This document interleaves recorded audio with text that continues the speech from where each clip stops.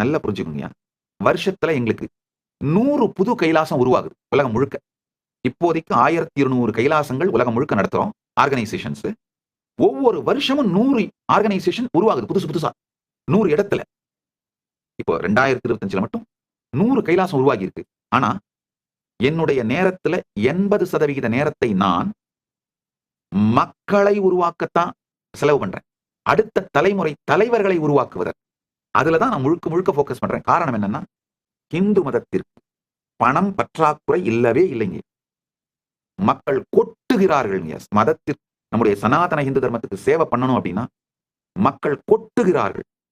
நமக்கு தேவை என்னன்னா, நல்ல முதிர்ச்சி உடைய, இந்து மதத்திலே ஆழ்ந்த அனுபூதியும் அனுபவமும் ஸ்ரத்தையும் உடைய, அதை மற்றவர்களுக்கு சொல்லுகின்ற அறிவார்ந்த அனுபவம் உடைய தலைவர்களை உருவாக்குறது மட்டும்தான் நம்முடைய தேவைங்க.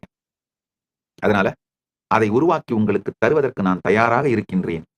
யாரை வேண்டுமானாலும் அனுப்புங்கள். அவர்களை தலைவர்களாக மாற்றி உங்களுக்கு அளிப்பது என்னுடைய கடமை, என்னுடைய பொறுப்பு.